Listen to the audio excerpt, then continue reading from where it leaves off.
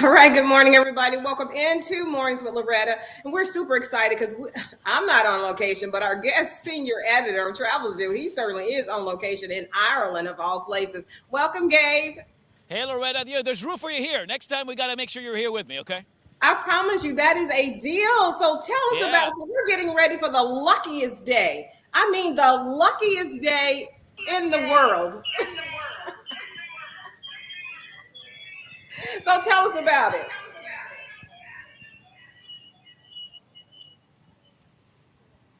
Okay, I can't hear you.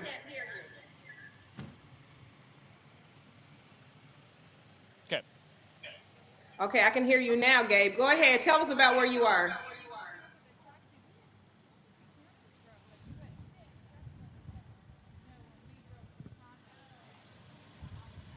All right, I have no idea. Okay. Yep. You're okay with the close? Too close. At least too close.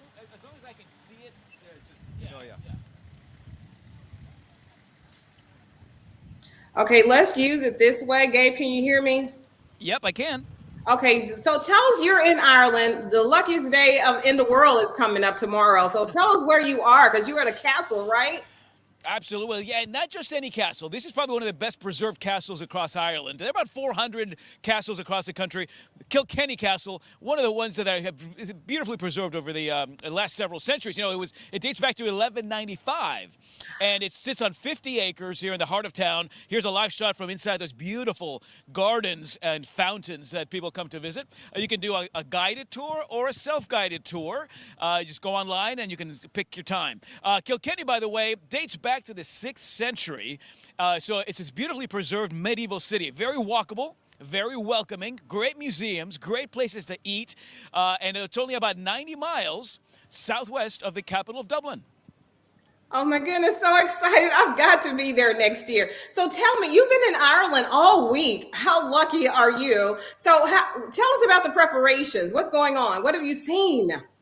So, Loretta, what's neat is that every little village, town, city in Ireland will have its own St. Patrick's Day parade. So there are preparations across the country. And it's not just a one-day affair. Most of these are 3, 4, 5-day festivals that last into the weekend, all right? So it's a big party across the country. Here in Kilkenny, the theme this year is Circus 250, celebrating the fact that 250 years ago, the circus officially arrived in Ireland. So a lot of acrobatic acts, not only from Kilkenny, but from all over the world as well. And then in Dublin, they host the world's second largest St. Patrick's Day parade after the real big one they would throw there in New York City. But you can see a lot of Americans visit the Dublin St. Patrick's Day parade because you've got about 15 to 20 marching bands from different high schools and different universities across the U.S. So, a huge U.S. contingency. And a reminder, really, that about 40 million Americans claim some degree of Irish heritage. So this parade really is kind of rolls out the green carpet, if you will, to that American contingency.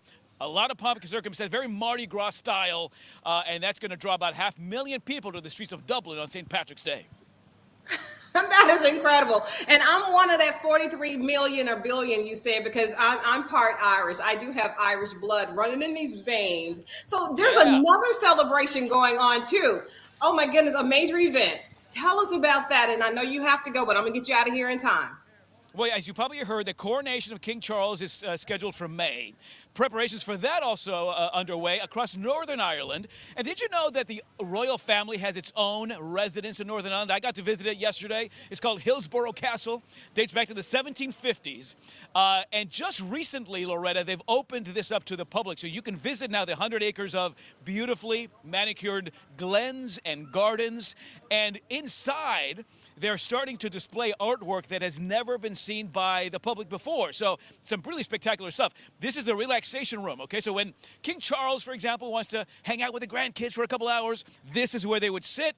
A lot of family portraits up, a lot of beautiful furnishings. And then I got to visit Loretta. Check this out. This is the throne room. And when the Queen passed away, this is where King Charles sat and accepted condolences from VIPs and friends and family. So a lot of history here. The very first international visitor to this place was Benjamin Franklin back in 1771. So a lot of U.S. American connections to Hillsborough Castle in Northern Ireland as well.